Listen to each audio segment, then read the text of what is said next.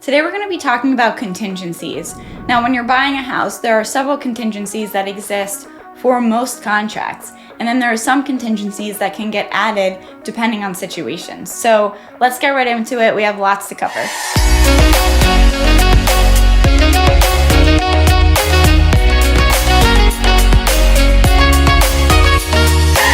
Let's first start by talking about what a contingency actually is. So all it is a set of circumstances that have to be met in order for something to happen.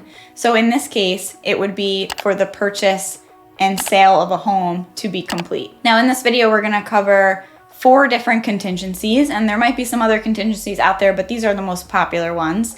So we're gonna talk about the home sale contingency, the seller's home contingency. We're gonna also talk about the inspection contingency, and then we're gonna talk lastly about the mortgage contingency. So let's get into the home sale contingency. This would be for the buyers. So let's say the buyers are selling their home and they're purchasing your home. They want to purchase your home at 123 Main Street. Now, if they have a home sale contingency in their offer to you for 123 Main Street, they would be saying that their home at 456 Main Street has to sell first in order for them to be able to follow through on their purchase for your home. Now, in that contingency, there are multiple things that protect both the buyer and the seller. So for example, the buyer of 123 Main Street does not have endless time to sell their home at 456 Main Street in order to buy your home. There's usually an agreed upon time frame, usually between 15 to 30 days from the time that they are putting in your offer that they would say they would put their home on the market. Now, usually there's an agreed upon time. So in that addendum for this contingency, the buyers and the sellers would agree to when exactly the 456 Main Street home of the buyers would have to be under contract in order for the sale to continue.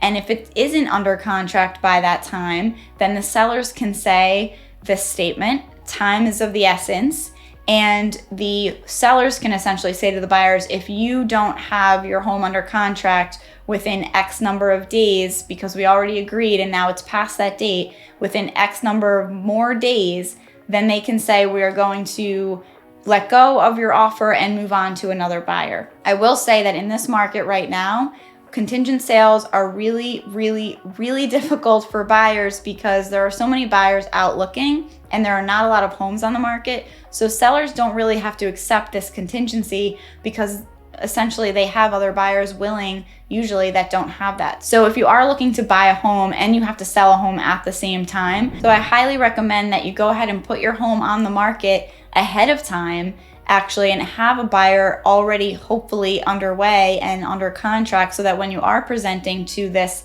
seller that you'd like to buy their home and your home is for sale, they already know that you have a buyer, and so the contingency is actually a little bit more desirable. And the most desirable situation of all these is that you go ahead and sell your home, even though it means you might have to find interim housing, but go ahead and be further along in the process or already sell your home so you have the proceeds and then you don't have to have that contingency. So this is one contingency that I think is more common in a buyer's market where there's not a lot of competition for homes and it's a little bit easier to get away with putting this home sale contingency on your offer for a home. Now, next up, we have the seller's sale contingency, which means that the seller is also looking for a place to go. Maybe you have this beautiful home in New Jersey and you're looking to sell it and you want to move down to North Carolina, but you're putting it on the market as contingent, meaning you as the seller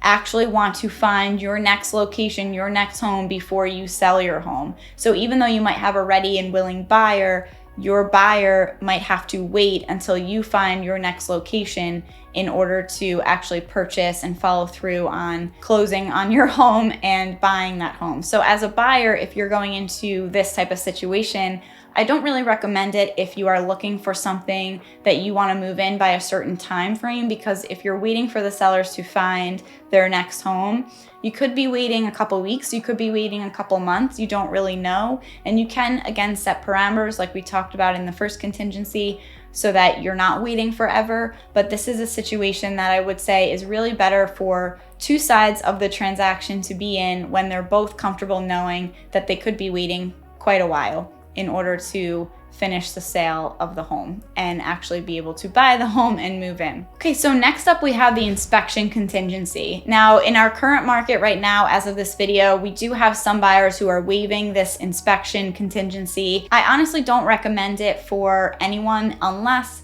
maybe you're a contractor or you're in a contractor family and you have someone who can come through the home and actually do the due diligence of checking out the home, because this contingency, if you remove it, you have really no safeguards in place for if something were to happen while you're purchasing the home or after you purchase the home, and it's really important to have an inspection because an inspector can look at different parts of the home and tell you exactly what's going on that you can't see with the naked eye, right? They get into the attic, they get into the crawl spaces.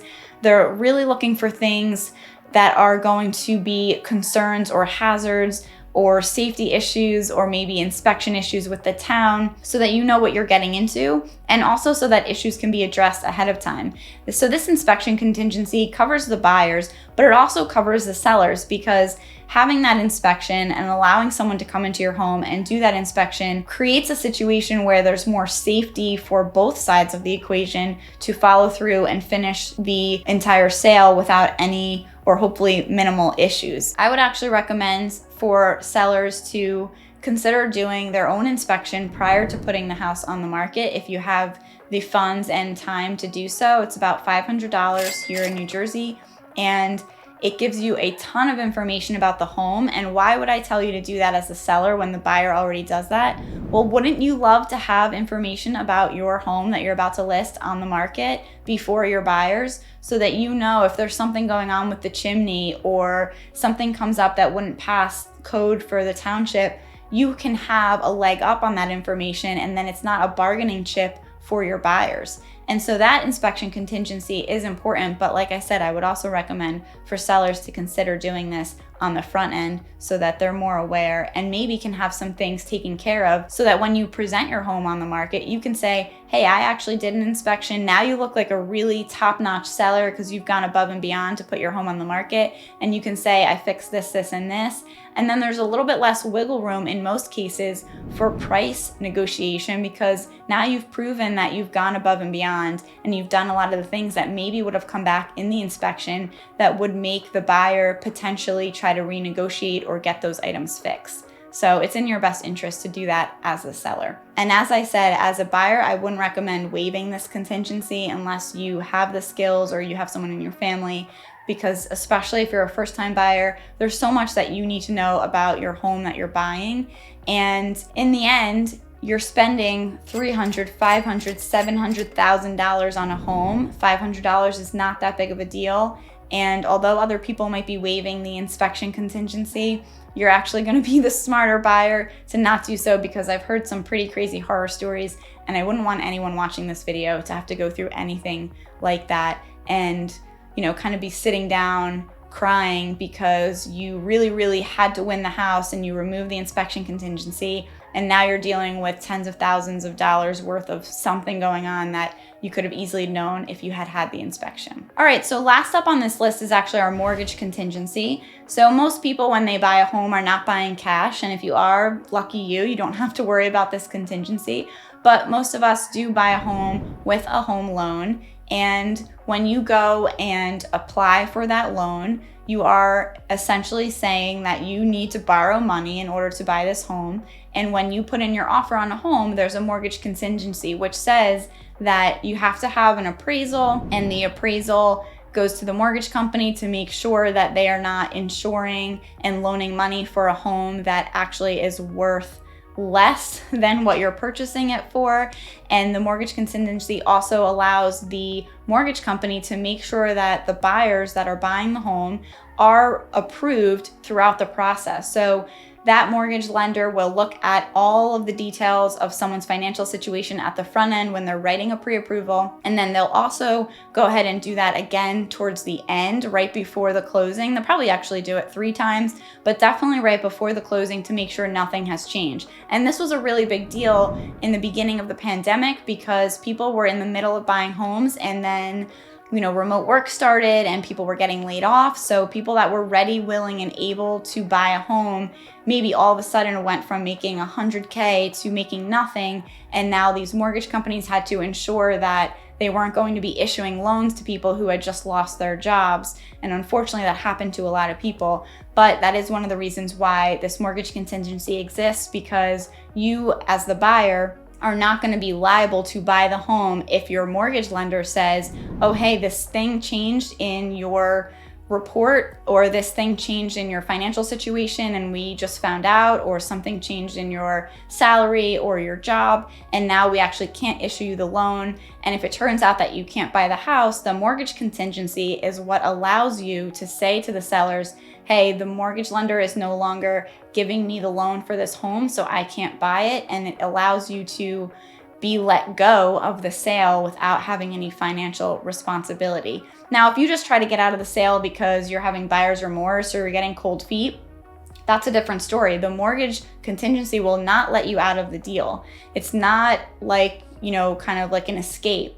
If you try to get out of it and you can still afford it and the loan is still in place, then the sellers can actually hold you liable for the initial deposit that you put in, usually a couple grand, sometimes even more than a couple grand. And they can say that they're going to keep that if you don't follow through on your promise, because that is what the contract is. It's a promise to buy the home, unless something goes wrong, like I've mentioned, in the inspection contingency or the mortgage contingency. And I guess I will go back to that just for a second. When you do have that inspection contingency, if something comes back and you are not happy with it, or you want a repair, or you want to get, or you want to renegotiate the price, whatever it is, if you present that to the sellers and they don't agree and you can't come to terms, you can both get out of the deal, because you've now come to a situation where you're at an impasse. You can't agree on how you're going to move forward from the inspection report, and you can use the inspection contingency to get out of buying the home if you needed to. Once you get through that phase and you've agreed to terms, then, like I said, you move to that mortgage contingency phase. And the only way to get out of that is if your lender says that you can no longer afford to buy the home, or they are not issuing the loan for some reason. Now, there you have it, those 4 contingencies that are most common in a home sale or home purchase in our area in New Jersey. If you live in another area, there might be some other contingencies, and there are definitely other contingencies, but these are the most common ones that we have here. If you have any questions about them, or questions about buying or selling in general, feel free to leave a comment. Let me know any videos that you might want me to make in the future. Hope you're doing well. Be kind and be well.